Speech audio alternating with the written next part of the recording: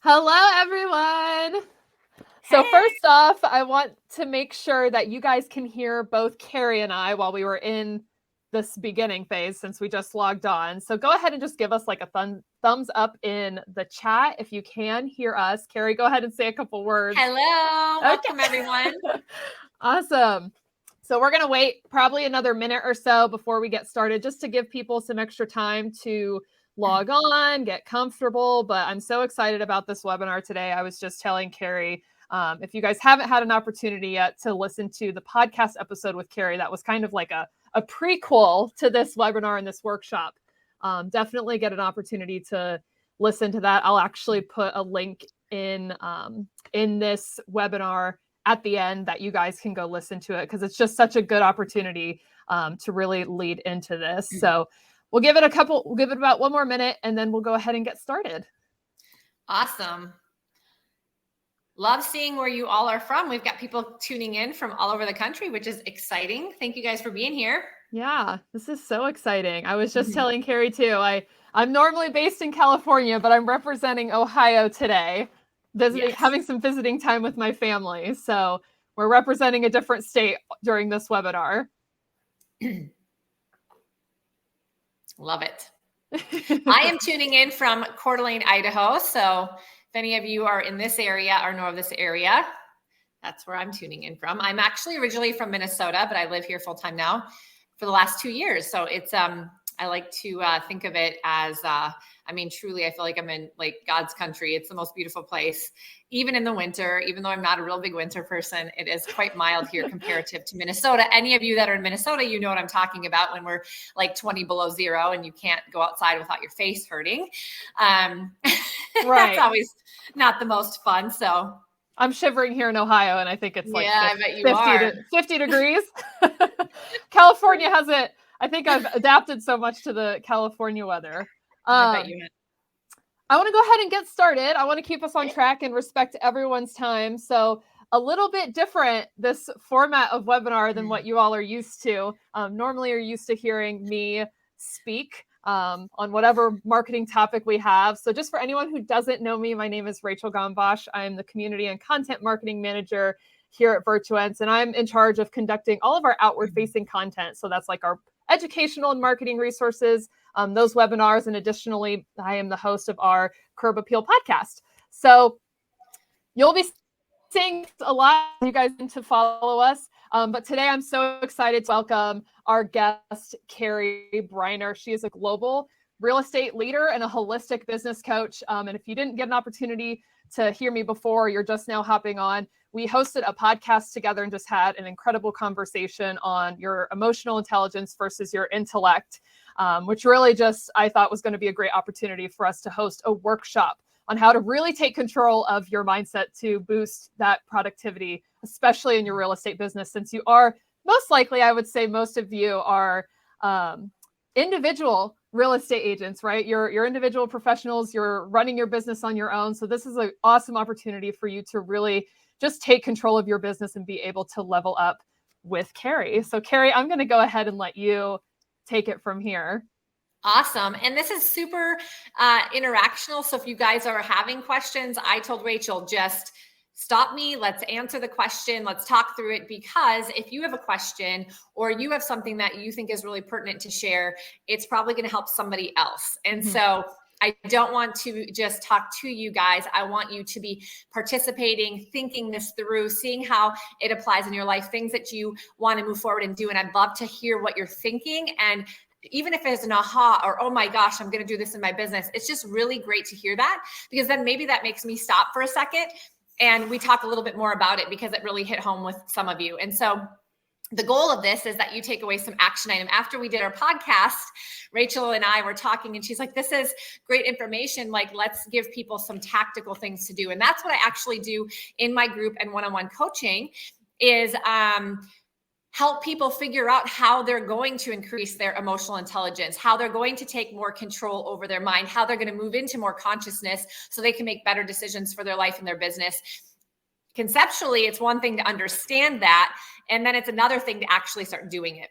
So this is information about me if you want to take a snapshot of it. In case you want to do a one-on-one call, I always offer a free one-on-one call for anybody who attends any of my webinars, podcasts. There's no cost, there's no obligation, and you can just find a time on my calendar. So that is the information. And of course, I'm sure we'll give it to you again at the end, or if you guys need more, we'll go from there. So let's start with, as a business owner in real estate, when you started in real estate, if you can think back, whether this was 6 months ago or 6 years ago or 16 years ago, I think you can probably still remember when you started in real estate. I know I can, and that was 24 years ago, right? As a business owner in real estate, when we first start, we get the license, and then 110% of our success, what we do, how we grow our business is 100. It's on us. It's all on us. There's no one. Yes, you might have a mentor. Yes, you have a brokerage that you're affiliated with. But at the end of the day, you have to create your own brand. You have to go nurture your own relationships. You have to go learn all the things you need to learn to be a good real estate professional. You have to provide the customer service. You have to do the paperwork. You have to do A, B, C, all the way to Z. And it's important that you start that way, because how else do we become a really good business owner and understand real estate if you don't do everything from A to Z? So you have to do that. And I also see things all the time. You are your brand. And yes, you are, as a real estate professional, and there's a danger to that. And that's what we're going to talk about, because when you are your brand in your mind, when you attach so much to it and you do everything in your business, you start to over-identify with this role, and your business becomes you. You become your business. No longer is there a separation of you as a human being and your business as something that you own, and this role of real estate professional as a role that you play. It all of a sudden becomes merged into one thing. And why is that a problem? Well, when you over-identify with your role as a realtor, or you over-identify as a business owner, or you become this brand, you become too closely connected to the successes and the failures that you have. In other words, you are a success if your business is successful, but you're also a failure if you make a mistake or your business fails. You are, not the business, you are. And think about that. When you are the success, how much pressure is that to maintain and to keep going? And when it fails, how do you feel about yourself? And that's the challenge that people start to face, because then your egoic part of your mind holds you back from doing the things you need to do, because guess what? It's far too risky to do some of these things, because what if it fails? It means you're a failure. It's not just the business anymore. This is the challenge it poses. And when we start to talk about your IQ versus your EQ. Remember, your IQ is what you know about business ownership, what you know about real estate sales. Your EQ is understanding this, what is on the screen today. And we're going to dive into some things that you can do about it. So I'd be curious to know if any of you feel like right now today you can resonate with the challenge that this I am my brand or I am my business poses. Do any of you in the audience today, and you can just say something if you want to, or put a thumbs up or a smiley face if you're like, yeah, I can feel that. Do you feel like you are the business sometimes? Do you feel like you're too closely connected to your successes and your failures? Or have you found a situation, could you look back and go, oh, you know, I maybe do hold myself back in this way because it's a little bit too risky or scary for me personally. I don't know what will happen or what people will think of me if it doesn't work out. I'd just be curious to know if any of you watching have felt that way before. I definitely do. That's for sure. I have. Karen says yes. Karen's giving us a thumbs up. So let me bring it back before we move to slide 2. How many of you are a parent? And how often do you feel so attached to being a parent? Like, I am a mom or a dad. And so now every success my child has is a direct reflection of me. But if they screw up or they don't go to college or they don't do this, like, well, how did I fail? I failed because I'm the mom or I'm the dad, right? And number one, it's not true, because your child has their own life to live and their own destiny. And the role that you play as their parent, you just get to do that as a human being on this earth, but you're not responsible for everything. And it's just a role. It isn't you as a human being. But how many of us, like our kids grow up and we're empty nesters and we're like, what do we do with our life? This is a perfect example of over-identifying with a role. And so I'm bringing it to that real life scenario because maybe you can go, oh yeah, I get what you're saying here. I didn't really realize I'm doing that in my business, but I am. There's a lot of people that have, very closely connected synergies to like identifying with the role as a parent and identifying as the role as a realtor or a real estate professional. So Ashley says 100%, I'm a workaholic and I take all the pressure on me. Yeah. And Teresa, 100%, I hold myself back. Yes, yes, yes, and yes. So for those of you that don't know my story, this might help you understand. When I sold real estate the first 11 years, I was a very young entrepreneur. I was a very young mom. I was a very young wife. I was a young professional. I didn't even really have much professional experience outside of real estate because I started right after college, and I ended up getting married and having a baby pretty early on. So it was a little bit of a recipe for disaster, if I would be honest, but I think it was all for a reason, because I'm here today because I went through the experience. But the reason I tell you this is because what ended up happening is for those 11 years, I got really successful at real estate, and I had a really hard time pulling myself away because that's what I identified as a successful business owner and a successful realtor. And then I really had a hard time saying no to certain things or foregoing certain things. And I made a lot of really subconscious decisions that weren't good for my health, my marriage, or being a mom, to be honest with you. And I didn't want to make those choices. I was doing it subconsciously. I didn't even realize I was. But what happens is when you over-identify with something like that, you will make decisions that you wouldn't normally make if you were like consciously thinking about it. You would just make these fast decisions because I had to make that money. I couldn't fail because if I did, what would it look like? And, it went down this path where I felt like I'd gone so far down it. Like if I started to back away from it, what were the other parts of my life looking like? They weren't as good as I wanted them to. So it was scary. And so I kind of went to work to hide from that. Some of you might resonate with that. And so I wanted to spend a little bit more time on this because I sometimes lose people when I talk about over-identifying with the role. They don't quite know what I mean. It seems like some of you do. So first and foremost, you are not your business. You are not what you do. You are who you are and who you're being. We are called human beings for a reason, not human doings. Okay.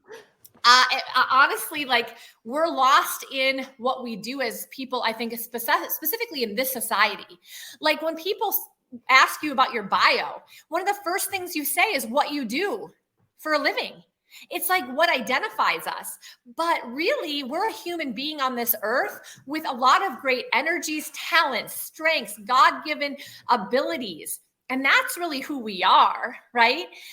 What we do is something different. And so although it's important to have something to do, I believe it's far more important to realize who we are and then how we do what we do than it is to get over-identified with what we do. And I know that sounds like a lot of words, but I think that you guys know what I'm talking about. We need to just reevaluate what's important sometimes in order to take a step back and make the right decisions for our business and our life.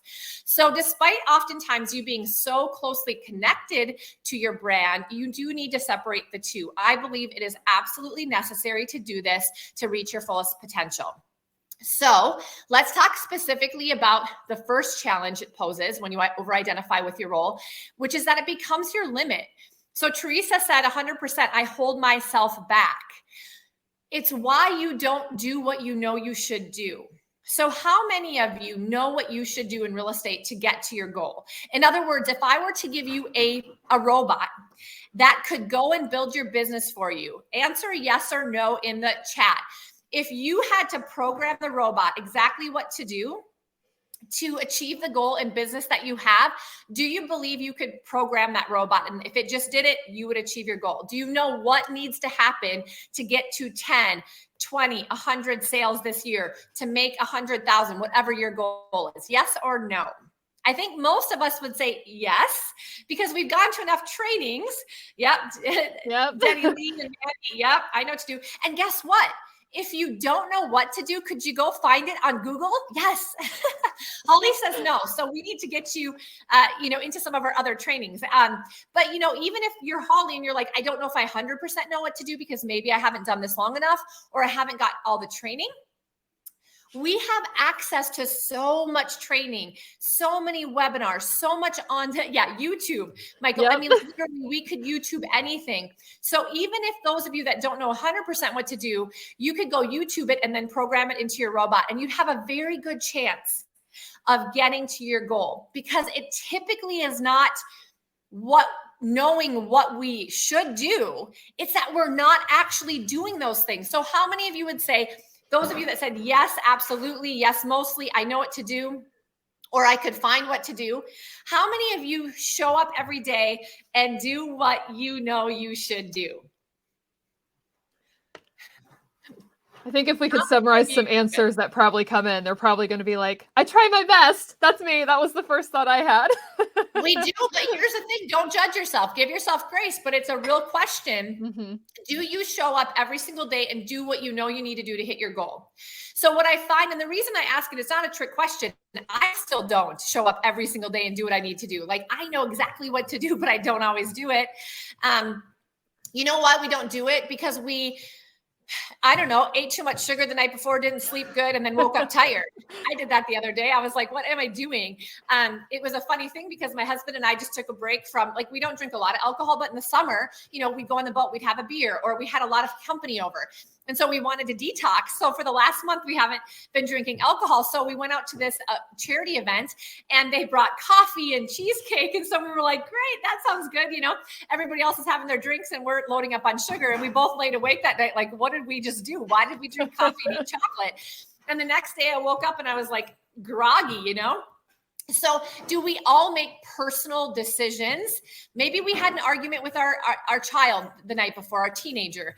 I have a 17-year-old. I'm sure I'm not alone that, sometimes we butt heads a little bit in this senior year. Or what about, you're having some financial troubles and you had a conversation with your spouse just before they left the door, and now you're frustrated or you're anxious or you're worried. What about, you haven't been taking care of your health and you just feel tired and your energy's low.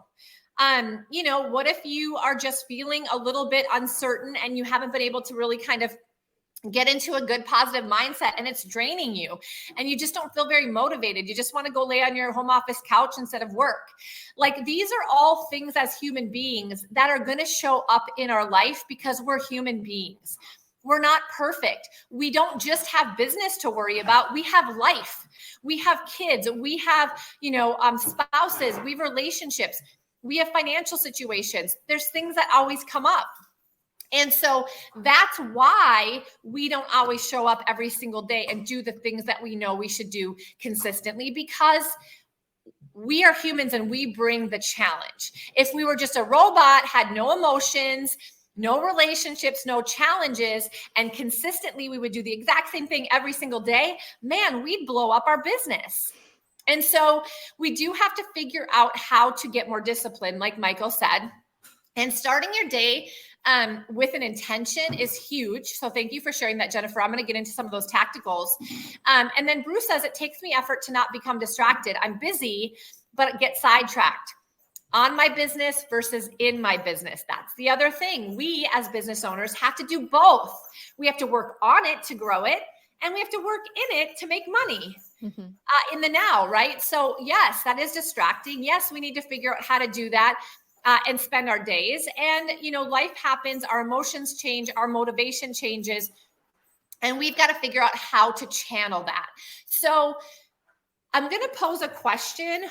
What if you didn't care what happened to your business? And I don't mean like, it just blows up and you never make any money. I just mean, what if today you said, I'm just going to go for all the things that I know I need to do, And I need to show up every single day and not care what other people think. If I fail, if I get rejected, if I lose this money that I'm investing, like what would happen if you literally just didn't care? And I say you didn't care, meaning you don't let the egoic part of your mind hold you back in fear or in doubt or an imposter syndrome, or like, why do I think I can do this? Like all of those emotional challenges and limiting beliefs that we allow creep into our mind every day. It's a game changer. I had somebody share with me who invested in business at a really high level. And he went and signed away $1 million loan, and it was a personal loan. And he walked out and his attorney was with him because they had to go over the documents. And the attorney looked at him and said, "How do you sleep at night?" And he was like, "What? What do you mean?" And he's like, "Do you know what you just did? Like, what if you lose all that? Like, how do you sleep at night?" And he goes, "Well, thanks for saying that, because I didn't think about it until you brought it up, like kind of as a joke." And he goes, "No, honestly, no matter what happens, I know I'll be okay. I've built businesses before. I've shown up for myself before. And if I have to rebuild it, I will. My family will still love me. I still love myself. I'm not a failure if this fails. This is just something I get to do.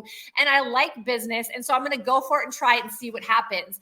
And in that moment, I thought, that person's mindset is so unbelievable, because just like what Jennifer said, it's freedom. It's freedom from stress, anxiety, what ifs. I'm not good enough. Do people still think this of me? What if I can't maintain this level of success? It's this freedom of like, just go out and try it and have fun, because you're still a great person no matter what happens. And so one of the fundamental things that I think people don't understand is that one of the reasons they get really identified with their business, and this was my story, is they don't feel good about themselves as a human being. Like they don't have a true self-confidence, self-esteem, and self-trust inside of them as a human being outside of what they do. Because if you really believed in yourself, you felt good, you had, you took time for your relationship, that was good no matter what, you took care of your health and your body, the only one that you have, and you've got good energy, and you just, every time you step up for yourself and you have things that are working well in your life, you have confidence and self-trust every single time. So if you're not doing that, the problem is that you don't feel good about yourself. So you're going to go where you do feel good about yourself, which usually is business if you're successful there, but then you get really over-identified and you have to succeed there because it's the only place you're going to succeed. And so that's really the challenge. So any questions or ahas? I just like to pause for a minute because this is a lot of information. So any questions, any ahas, anything that you want to bring up about this before I move on to the next part? Just going to give it a second. I do have a question just to get us started. I would love to know where these subconscious thought patterns, like where they occur from, how they've really shaped us throughout our lives. Like, why is it now at this state in our business, we're just now realizing, oh my gosh, like I do over-identify with my business. What are those habits that have occurred that got us to that point? So great question. So number one, it's not a habit. It's just our brain. So our brain has evolved over time. And we talked about this in the podcast. Mm-hmm. Initially, the egoic part of the brain was created in humans to protect us from the outside dangers. Like literally the humans at that time were in danger when they were going to look for food, right? So it was a protection-based part of their brain. But over the years, we've evolved. And thankfully, most of us aren't in danger on a daily basis. However, it has evolved into emotional danger. So you know that feeling when you're really embarrassed about something, or you fail, or you're rejected from someone that you really care about, or someone leaves you. I mean, this hurts, right? We know it does. And our brain will say, oh, no, Rachel, you do not want to feel that again. So do not put yourself in a position to feel that again, because that was horrible. And so it's going to recreate that memory, make it worse than it was, by the way. Always does that. And it's going to project it into the future in a way that creates fear, so you don't go do something that's going to put you in that position again. The problem with that is the only way that we move forward is by getting into action and failing forward. And so it's just really the way number one, the brain is created, to answer your question. And then secondly, how many of you have been taught about emotional intelligence? We go to school to learn about things that we can do, how we can become a better realtor, how we can provide better customer service, how we can market better. You know, we are taught the things to do. We're not taught how to deal with our own psychology in our mind.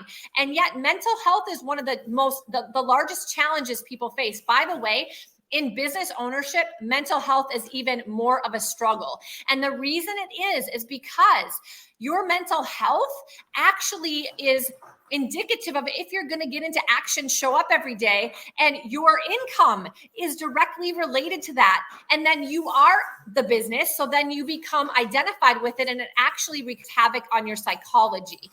And so most of us have never talked about how do we figure this out. It's just not something most people talk about. So we just move into our business and we worry about becoming more knowledgeable in the business. And this is never something that's talked about.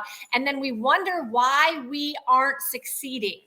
I always say there are no business problems. We can solve every business problem. It goes back to the analogy of the robot. There are only personal problems showing up in our business every single day. And if we're unaware of those, they're going to keep showing up, and we're going to keep throwing more business solutions at the problem, and we're still not going to get a different result because it's not the business problem. So like if you have problems communicating with your spouse at home, I can bet that you probably have problems communicating with your admin or agents on your team, but you don't see the correlation, right? And it's the exact same thing. And so here's the beauty of it. We get to go to work as entrepreneurs every single day, take these business challenges, and if we think about it correctly, actually take the challenges on as personal growth opportunities to become a better communicator, to remove our limiting beliefs, to take care of ourselves and grow ourselves, understand our mind and our psychology, and then we'll have a better business, but we get to become a better human being, and it solves our problems at home too. And people don't realize that there is this massive connection to their business and their personal life.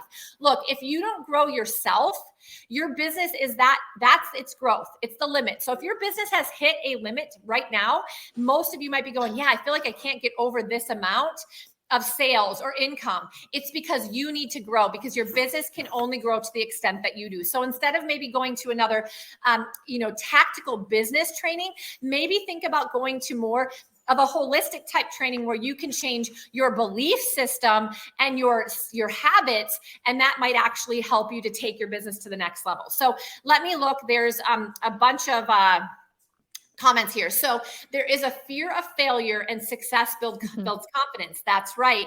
So every time you have small wins, Ashley, you build upon your self-confidence and your self-trust. That's why I tell people to go for small wins every single day in personal and in business, versus going for something that's so big or long-term, because you rob yourself of the small little wins that actually build like building blocks on top of themselves. The more confidence and self-trust you build, the easier it is for you to move forward towards a possible failure, because you've got the building blocks as your foundation.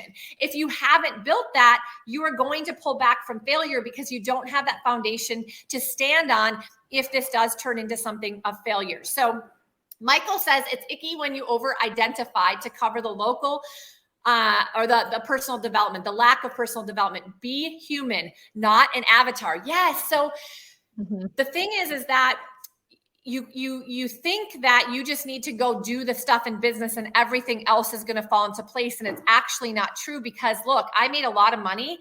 I had a lot of things, and I was very miserable and very unhappy. And it was because I had the lack of self-awareness, the lack of personal growth. I didn't take care of myself in my relationships. I figured if I just kept being successful in business, we'd have enough money and everything else would like fall into place. And that was a very, very naive mindset. But honestly, I didn't know any better. I just didn't know. I was just very unaware. And a lot of people are, because we're taught, go make money, set these financial goals, go take care of your family. They aren't saying like, set goals for the type of spouse you want to be, set goals for the type of parent you want to be. How many family memories do you want to make a year? Like, nobody tells you to goal set. So this is a very perfect time for this story. By the way, if you haven't read the book, Personality Isn't Permanent, It's a book by Dr. Benjamin Hardy. I would highly recommend it. It really will help you to understand what we're talking about today. And I've recommended this book to people, and they've come back to me and said this literally like changed their life. I will tell you, it was a game changer for me. I actually had the chance to interview him live on Facebook. He's a phenomenal guy, just a fantastic psychologist. I love this stuff, as you can tell. So I was like a kid in a candy store interviewing him.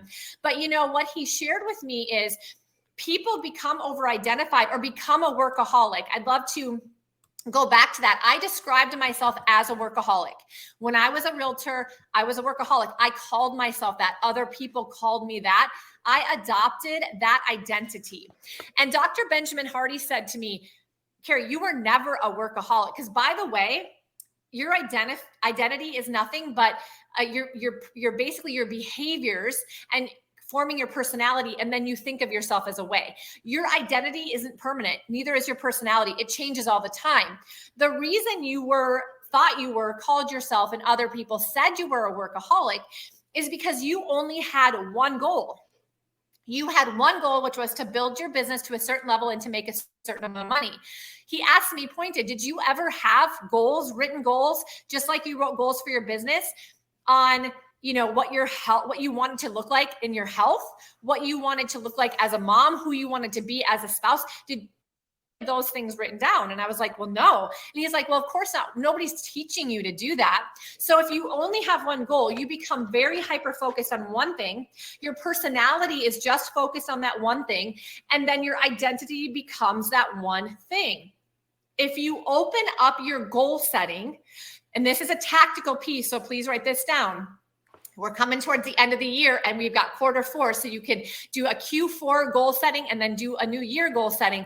You've got to set goals for all the areas of your life. You cannot just set goals for your business and your financials, because if you do that, you're going to be so focused on that one thing that you will not become the well-rounded person that you want and need to be. And when you do that, you actually elevate your business. My business exploded after I went through my personal transformation. And I actually thought it was going to drop significantly because I was taking time away from my business to do these other things, which I just anticipated would slow my business down. And in reality, it was the opposite. My business grew and I was so much happier. And I was like, holy crap, how did I not know this for 11 years? It was just mind blowing to me. So I set a goal for my health and fitness.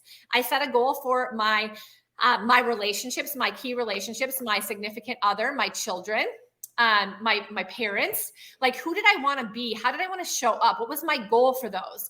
I set goals for my spirituality because I was extremely disconnected to that, whatever that means for you.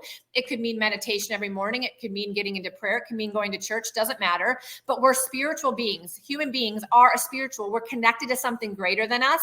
We're born that way. So whatever your belief system is, if you're not connected to that, there is some disconnect in your life.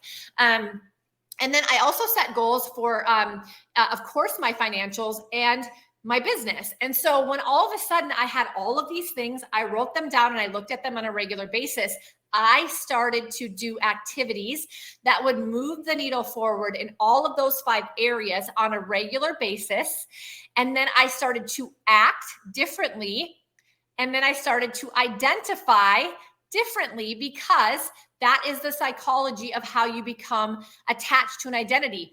You have goals you're going towards, you focus on them, you get into that belief system and those actions. And then when you start doing and being that person, your personality starts to change to that. And then your personality becomes your identity. It's how you see yourself. It's what you believe about yourself. So the good news is you can change your personality and your identity in any moment you want to. So if you're not happy with what it is today, you are not stuck.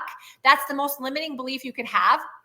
You can make any change you want. And to me, that's very empowering. So I would highly recommend setting goals for all areas of your life, and understanding that you're not stuck. So here's the other challenge that, being too closely over-identified or being your business is that you don't take the time. This is what happens is you think you are your business. So all you want to do is focus on the successes and failures.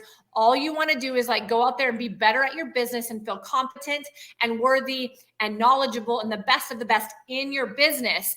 And you forego being able to feel competent, confident, worthy, and valuable outside of your business, because you're so far over here that you do nothing over here. So how do you do that? So let's talk about some tactical strategies. When I went through my major transformation, and I say major transformation, and I'm not being dramatic, to the point to where if I were to remember back to my life 10 years ago, I don't even recognize myself. Most people who haven't seen me for 5 to 8 to 10 years don't recognize me. And I don't mean physically. I mean, they just don't recognize me in who I am. And it didn't happen overnight by any means. This was a lot of small decisions that built on themselves. But I was very, very unhappy and had very low self-confidence and self-worth outside of business. And so how I showed up in personal life was very different. And also how I showed up in business was very different. And when I decided that I needed to take care of myself and figure out how I needed to love and lead myself first in order to be better for the people around me, everything changed. So I started with my health and wellness first, because remember, even if you move your body, yes, it helps your body. By the way, we're only given one, so we should take care of it, right? But also moving the body actually changes the chemistry in the mind. So there was a lot of things that I wasn't able to do. I was stressed out all the time. I was anxious all the time. I lived in a very big scarcity mindset. So when I showed up with people, I wasn't present. I was like anxious. I was like thinking about something else. When I was at the park with my kids, I was trying to do work because I was worried I wasn't going to have another transaction. And I needed to uphold this level of, business and this stature that I had as a real estate agent. For whatever reason, I was so identified with that. So I wasn't present. I wasn't intentional. I wasn't peaceful by any means. And so when that happens, it just changes the relationships. It changes like you as a whole being. So I started moving my body on a consistent basis. I found somebody to hold me accountable to it. I showed up at her house. She trained me. I paid in advance. I had a financial investment and she was waiting for me to show up. So if I did it, I was letting her down, and I was taking a time slot from another client for her. And I forced myself because I didn't really want to do it for myself. If I'm going to be honest, I didn't really care about, I felt bad about myself. I didn't have self-esteem. So it wasn't like, you go, Cari, you go take care of yourself and make yourself better. I didn't really feel that way. I just knew I had to. So if you feel, I just got to do this, even though I don't feel like it, force yourself in some sort of accountability, way to just start doing it. Because once you show up for yourself, I'm telling you, after I did like probably 4 or 5 sessions with her, I can't even really explain how I felt.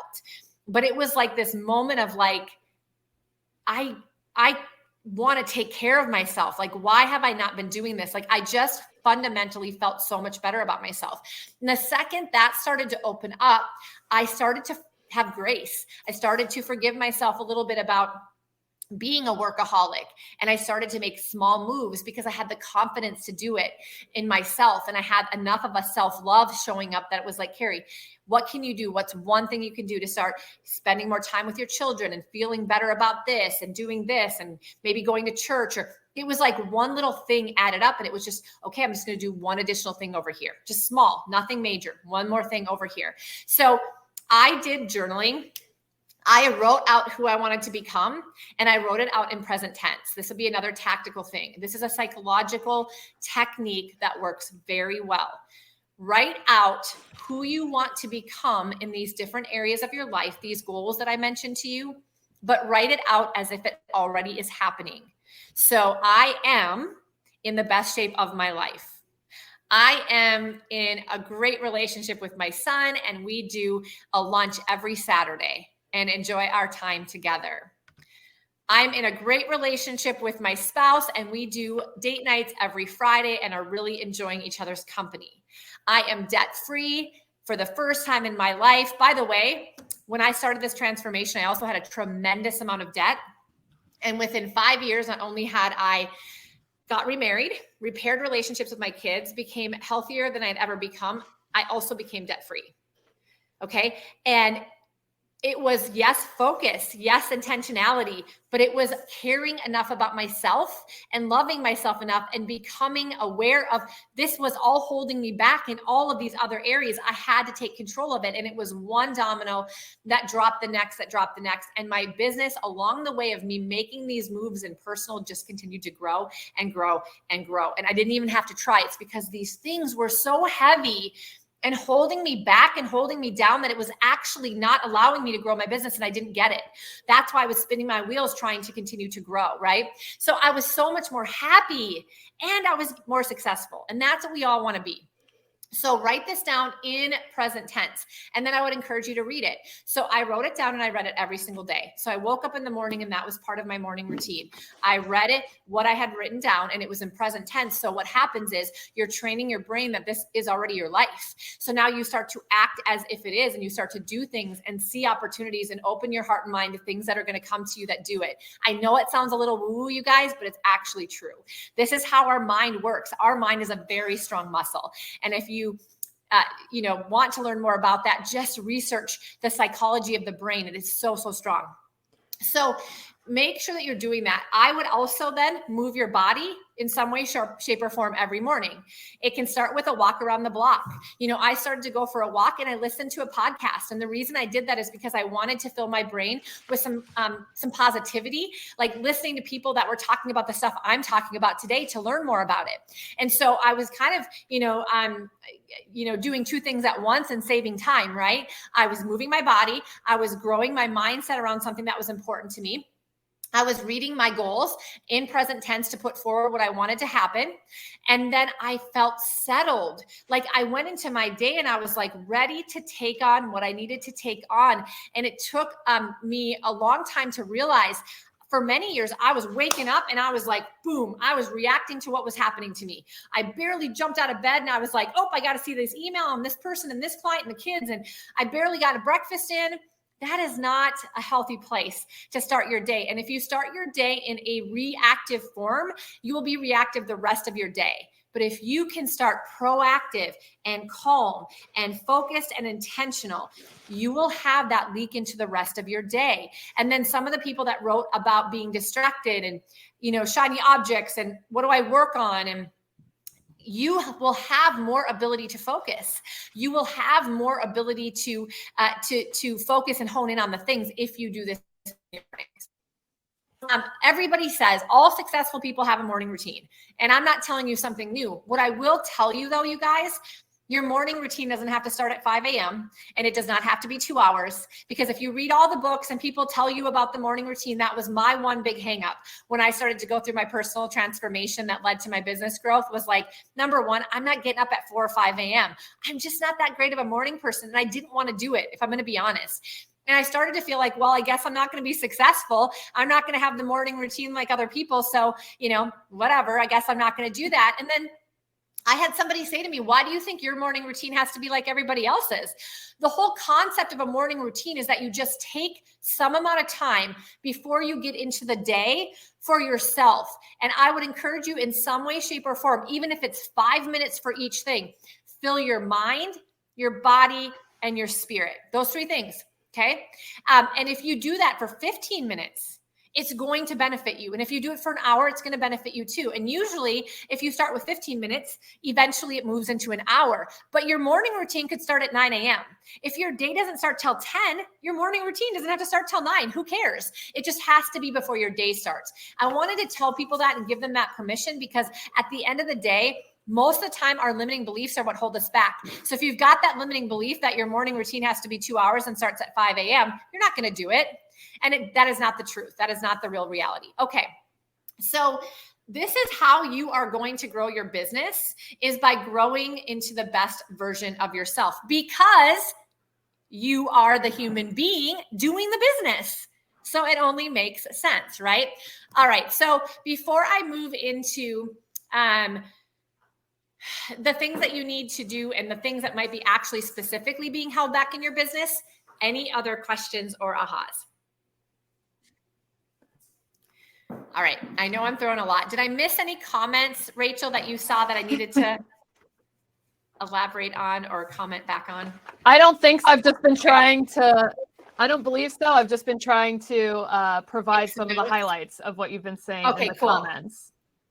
All right, awesome. Okay, so here's where I want it to get a bit more tactical to your business. Here are the most specific things that I see people in this business, whether they're a solo agent, whether they're a team leader, an aspiring team leader, a broker owner, whatever it is. These are the specific ways that the ego is holding you back from doing the things that you need to do. And when I say ego, don't get hung up on that word. I don't mean you think you're too good for it. I mean, ego is the part of your brain that protects you. What we talked about before, protecting you from feeling bad, from being rejected, etc. Thank you, Michael. Yes, Teresa, you can't quit fighting yourself and having to spend an hour every morning. Start with 15 minutes. I'm not kidding about this, and I'm going to get to this tactic in a minute. You guys, you cannot start from nothing to go to an hour. I mean, I fundamentally just don't believe that that's how our brain works. As a human being, if we're not getting up and doing anything in the morning, please don't expect yourself to do something for an hour. I know we're overachievers. Entrepreneurs are typically overachievers. So we just think we should be able to just do that. But the reality is that's not how our brain works, and it's not how habits are formed. And your morning routine has to become a habit after all, right? So I will tell all the people I coach with, and I hold them accountable to literally one thing in the morning. And then we build it to 2. And then we build it to 3, and then we build it from there. And I literally had a client, and I tell this story, and I tell it short. I'll do it short, but honestly, it is one of the most inspiring stories of a client I have had. She had all the things going on that I'm talking about, like the most amazing, sweet, caring, hardworking human being I've probably ever met in this business. She was a widow. She was taking care of her parents. She had 2 children. She was running a real estate business.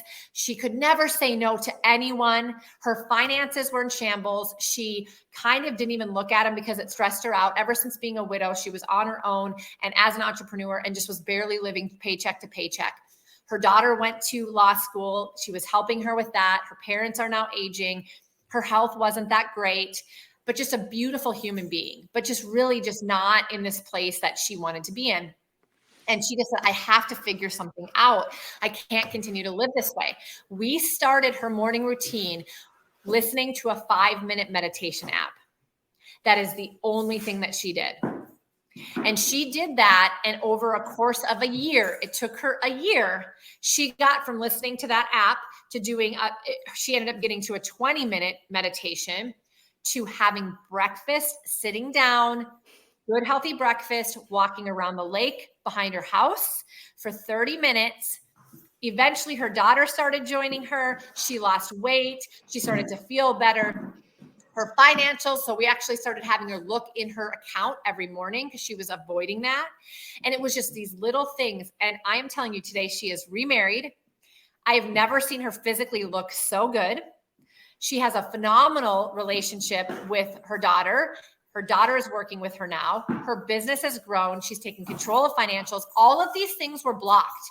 I'm telling you, these things were blocked from her because she just couldn't get into any sort of intentionality or flow. And it started with her caring about herself because she really didn't. She was caring about everybody else, but she did nothing for herself and she just didn't feel good about herself. And these things just start to, pile on top of each other. So that's all you need to do. Okay, so what are the things that are holding you back in your business because of your ego?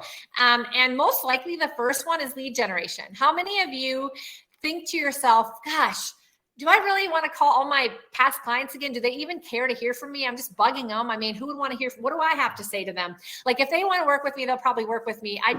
These are the kinds of things. We don't want to be rejected. We don't want to call a past client and have them say, gosh, why do you keep calling me, Cari? I'll call you when I'm ready.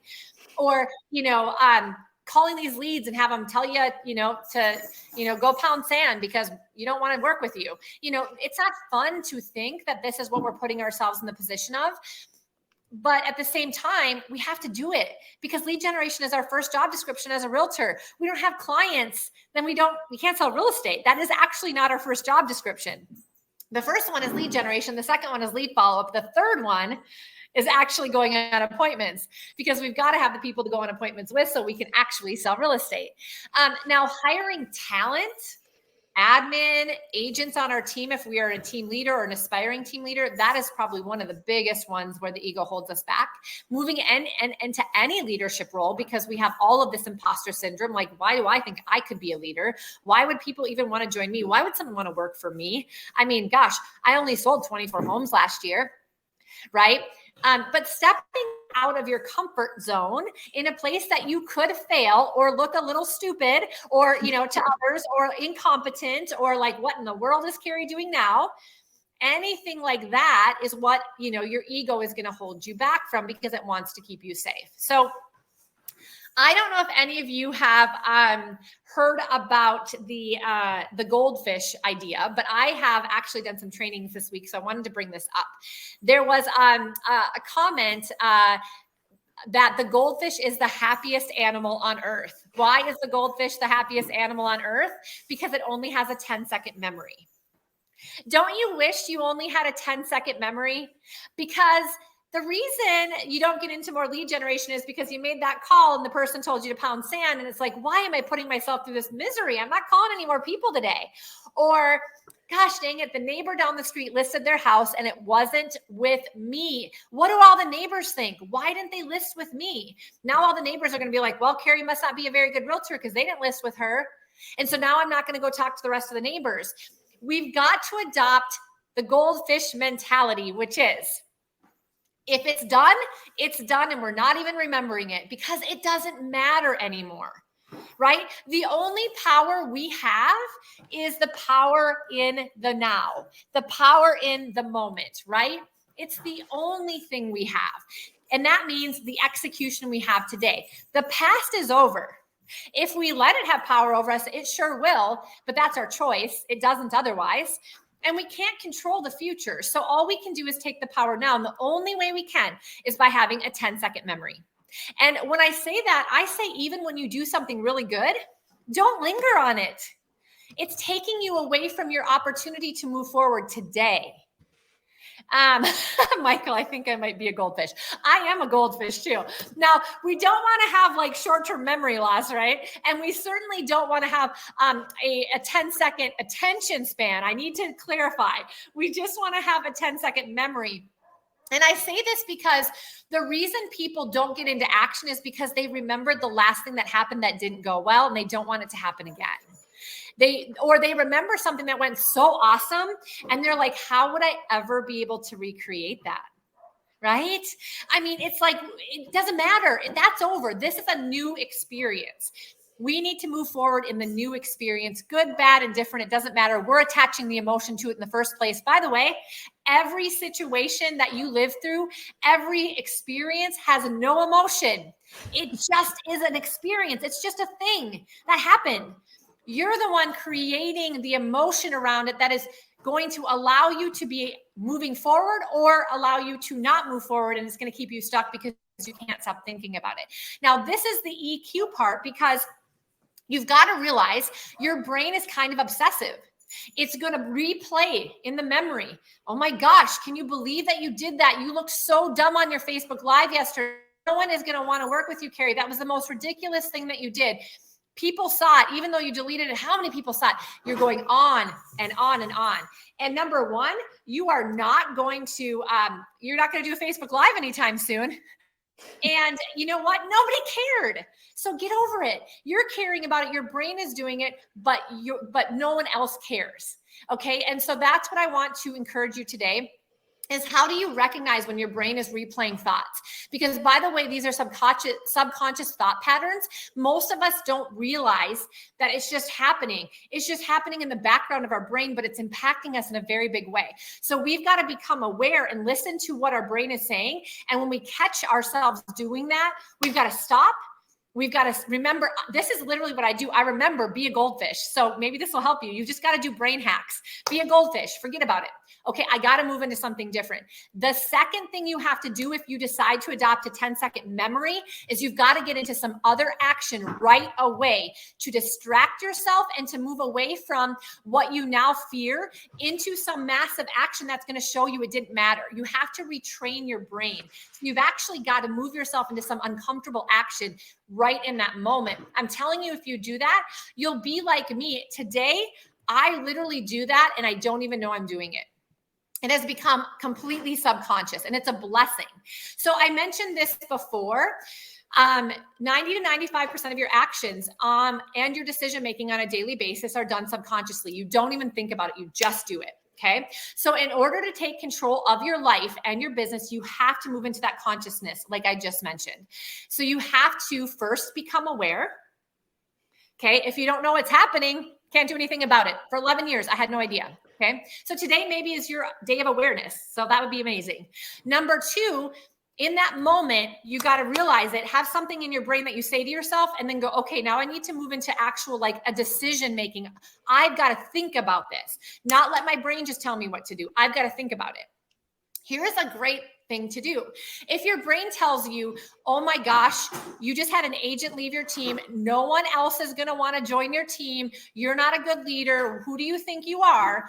You need to stop in that moment, write down what your brain is telling you, and then ask yourself, if this thought is true, could the exact opposite of that be true? And the answer is always yes, because it's all hypothetical. It's not reality. So could it be just as true that somebody else would want to join you that's very different than the person that just left you, because maybe somebody else needs and wants something different that you have? Well, of course, that could be just as true. So if we're questioning our thinking and we're bringing it back to reality, we realize our thoughts are just things and they're just kind of trying to sabotage us. So you're going to realize it's not real. It's a thing, and it's often just not a thought that you want to listen to. Then you make your own conscious decision at that moment, or your own choice without listening to your brain. And then you move past the fear into faith and you take that massive action. And this is literally the step-by-step after something happens or your brain starts telling you things that are not serving you. Awesome. This is incredible. Even here, I'm having those like aha moments. Last but not least, because I know we're coming up on the hour, you guys have got to exercise your faith muscle. Just like your actual muscles, you've got to exercise your faith muscle. So when you move into conscious decision making, oftentimes you don't know the outcome, right? You know there's going to be failures. You know you're going to feel uncomfortable. Your ego is being threatened. In this moment is when you have to lean into your faith to overcome the fear, whatever that faith is. And this is where that faith muscle becomes so much stronger each and every time, just like when you lift a weight. One step at a time, you execute on the things that you wouldn't do before because you stayed in your safe zone, right? Due to your ego. Every time that you step away from that and into faith, it proves to you that you can grow, that you can overcome, and that muscle becomes stronger, which means it starts to become easier, right? It starts to become a lot easier. So who you are being is more important than what you are doing. So I want you to take an assessment on a daily basis over the course of the next week or two. Here are the questions. What are you doing and how is it making you feel? What are you doing and why are you doing it? Are you purposeful? Are you intentional? And are you focused when you're doing the things that you're doing? Or are you distracted and just doing it because you think you should? And then how long are you doing it? Reassess, because we all have enough time. It is how we use the time that matters. And so I want you to rethink your calendar when it comes to this. This will be the last tactic I'm going to share with you, which is you do not have to have an hour to lead generate. You don't have to have an hour for your morning routine. You don't have to have an hour with your kids or an hour with your spouse every day. You don't have to even have an hour working out. You have to have purposeful, intentional, focused time in each of those areas, but it could literally be 5 minutes. And if you did it consistently and it was actually focused, you could move the needle forward in the ways that you need to. Right now, you think you need to lead generate for 2 hours. Why? Because you're distracted and it does take 2 hours to get anything accomplished, right? That's really the problem. It's not how much time, it's how you're being in the time you're spending. So I need you to stop doing huge time blocks that you don't follow in your calendar anyway. And I need you to think about those priorities, your health, your relationships, your finances, your business, your spirituality, if that's important to you. Do one small thing, 5 minutes, 10 minutes, 30 minutes in bursts, and put those things in your calendar to where it's realistic, but get yourself into consciousness to focused, intentional time in those moments and see how impactful you can actually be. Because you need to stop believing the myth that you need all this time. You don't. You just need focus time. And that's what we lack as human beings, is focus time. And so that is a huge, huge thing for you to be able to truly integrate your life and your work in a way that you feel is doable. Because you guys, work-life balance is a myth. Okay. So you've got to integrate all the things in your work and life throughout the week, but do it in short bursts. And then you realize, oh, I have enough time for all these things. They don't all have to be hours upon hours, especially if I'm focused and intentional and purposeful. So business success comes through personal growth. So how are you going to grow yourself? This is in direct proportion to you being able to grow in your business. So that is what I want to leave you with today, is find some time to grow yourself, because your business will grow, and just find a little bit of time in your learning calendar for that. So what's the one thing that you can start today? I would love to hear you share just a couple as we sign off. Awesome. And as you guys are thinking about one thing that you can start today, also, if you've got any final questions, I know we're just now hitting the hour, but if you've got something you want Cari to answer here on the live, we'll leave the next couple minutes open for her to answer those live to everyone. Julie did have a question. I answered it in the chat, but I want you to just apply it one more time for everyone. Defining the goldfish again, if you could define that one more time.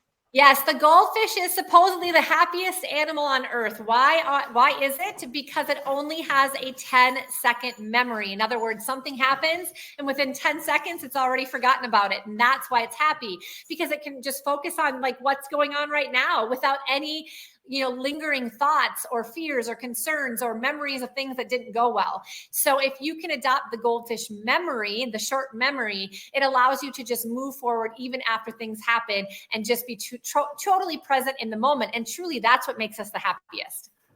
Awesome. And then Julie's going to start moving her body. I said, I'm going to go in my calendar and vet it and make sure I don't have any massive time blocks, but that I'm actually having very focused time versus a 3-hour time block. Let's see if we can crank that down to 30 minutes of extreme focus. Yes.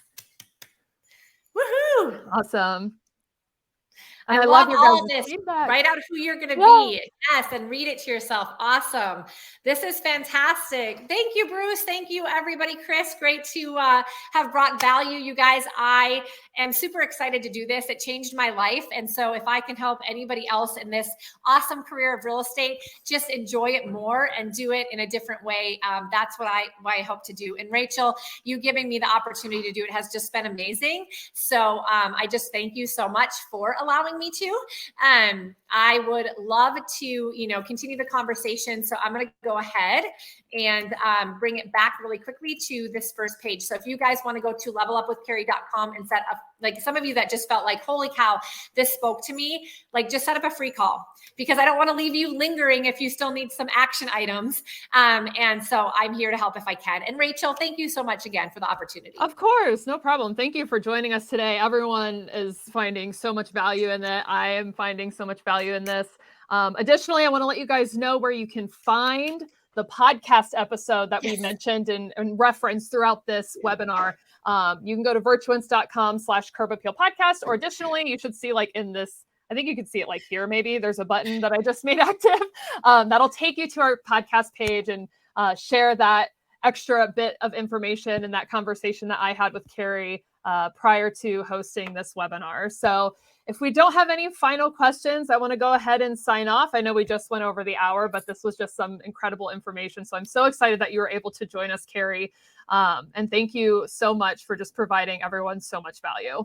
Thank you guys so much. Thanks again, Rachel. See you all soon. Bye, everyone.